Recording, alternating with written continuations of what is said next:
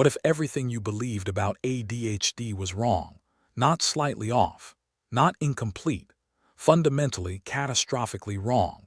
Millions of children labeled, medicated, told their brains are broken. But Dr. Gabor Maté, a physician who was himself diagnosed with ADHD, discovered something that the pharmaceutical industry doesn't want you to know. ADHD is not a disease you're born with.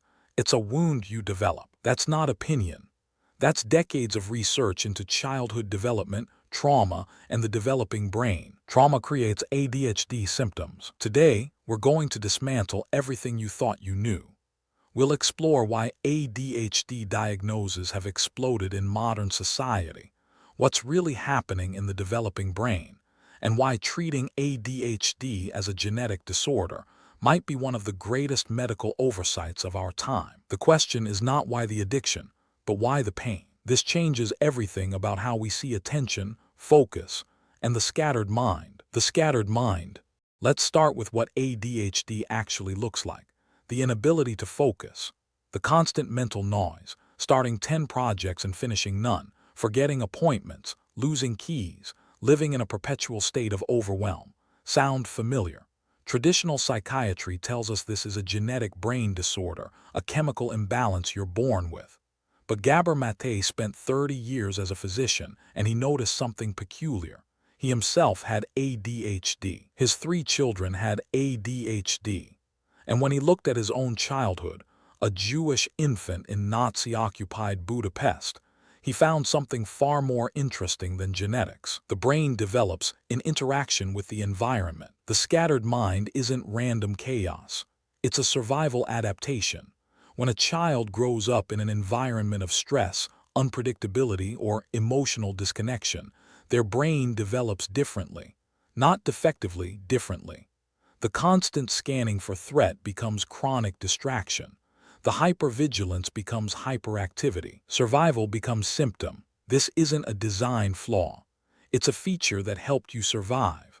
But what happens when survival mode becomes your default operating system? Wired for danger. Here's what happens in the developing brain of a stressed child. The prefrontal cortex, responsible for focus, impulse control, and executive function, doesn't develop properly.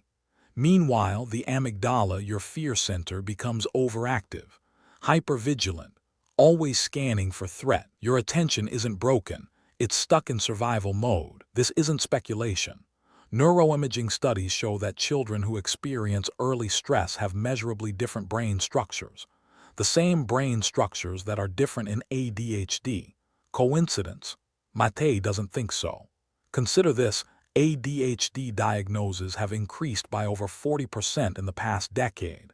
Did human genetics suddenly change, or did something else change? The stressed infant becomes the scattered adult. The environment literally shapes the brain. Now that you see this pattern emerging, hit like and subscribe to keep exploring the depths of your psyche with me. There's so much more to uncover, because what comes next explains why this matters for your brain, whether you have an ADHD diagnosis or not. Attachment wounds. The single most important factor in brain development isn't genetics. It's attachment. The emotional bond between infant and caregiver literally shapes how the brain wires itself. When a baby feels safe, seen, and soothed, their nervous system learns to regulate. They develop the capacity for calm focus. But when that attachment is disrupted through parental stress, depression, absence, or trauma, the developing brain adapts to instability. Children don't get traumatized because they get hurt. They get traumatized because they are alone with the hurt. This is crucial. Trauma isn't always dramatic. Sometimes it's subtle. A depressed mother who can't attune to her infant. A father working 3 jobs who's never present. Parents too stressed to provide consistent emotional connection. The absence of good is just as damaging as the presence of bad. The child's brain doesn't know the difference between actual danger and emotional disconnection. Both trigger the same survival response. Both shape the brain toward vigilance rather than focus. Disconnection equals danger. And this is where it gets uncomfortable, because this implicates society itself in the ADHD epidemic. Society's sick design. Modern Western society is perfectly designed to produce ADHD. Think about it. Both parents working, infants in daycare at 6 weeks old, chronic parental stress, screen time replacing human connection. The extended family structure, grandparents, aunts, uncles, has collapsed. We've created an environment of unprecedented childhood isolation. Disconnection. Maté points to indigenous cultures where ADHD is virtually non-existent, not because of better genetics, because of different social structures. Children raised in communities, multiple attachment figures, constant human contact. We traded that for productivity, for career advancement, for a lifestyle that requires 2 incomes just to survive. And now, we medicate the children who can't adapt. The pharmaceutical industry made $17 billion from ADHD medications last year. $17 billion. They have no incentive to tell you that the problem might be environmental, that the solution might be social rather than chemical. Profit over truth. But there's another layer to this. One that involves how we raise boys specifically, and why they're diagnosed at 3 times the rate of girls. The boy crisis. Boys are diagnosed with ADHD at nearly 3 times the rate of girls. Is this biological, or is something else happening? Consider how we raise boys. Emotions suppressed, physical activity restricted, expected to sit still in classrooms designed for a different era. Boys are being pathologized for being boys. The typical boy has more physical energy, more need for movement, more difficulty with emotional regulation, not because of genetics, but because we teach boys to suppress emotions rather than process them. Then we put them in environments that demand exactly what they struggle with most: sitting still, being quiet, following linear instructions. When the environment doesn't fit the child, we medicate the child. The average recess time has been cut in half over the past 30 years. Physical education is disappearing from schools. Meanwhile, ADHD diagnoses keep climbing. We take active children, force them into sedentary environments, and then label their natural response as a disorder. But this raises an uncomfortable question. What does this mean for adults who were diagnosed as children? The label trap. Here's something rarely discussed. What happens when you tell a developing child their brain is broken? When you give them a label they carry for life, the diagnosis becomes the identity. Maté observed this in his practice repeatedly. Children who internalize the ADHD label, who stop trying because my brain doesn't work that way, who use the diagnosis as an explanation for every struggle rather than developing coping strategies. Label becomes limitation. This isn't to say ADHD symptoms aren't real. They absolutely are. The scattered attention, the impulsivity, the difficulty with tasks, all very real experiences. But there's a profound difference between saying I have symptoms that make focus difficult and I have a genetic brain disorder. One suggests possibility. The other suggests permanence. The diagnosis can become a self-fulfilling prophecy. The child's developing sense of self forms around the label. Their expectations, their beliefs about what's possible, their relationship with effort itself. And those beliefs follow them into adulthood, where they manifest in ways that seem to confirm the original diagnosis. Addiction connection. Maté spent 12 years working in Vancouver's downtown East Side, one of the most concentrated areas of drug addiction in North America. What he discovered changed his understanding of both addiction and ADHD. They share the same root. Disconnection. The scattered mind seeks stimulation. Dopamine, something to focus on. ADHD medications are stimulants. Caffeine is a stimulant. Cocaine is a stimulant. The brain seeking what it lacks will find it, prescribed or not. Every addiction is an attempt to solve a problem. People with ADHD have significantly higher rates of substance abuse. Traditional psychiatry explains this as self-medication, which is accurate but incomplete. The deeper truth is that both ADHD and addiction emerge from the same developmental wounds. The question is never why the addiction, but why the pain. The pain of disconnection, the pain of not being seen, the pain of a nervous system that never learned to regulate. Same wound, different symptoms. Medication might manage symptoms, but it doesn't heal the underlying injury. Which brings us to the question everyone asks: if not medication, then what? Healing the wound.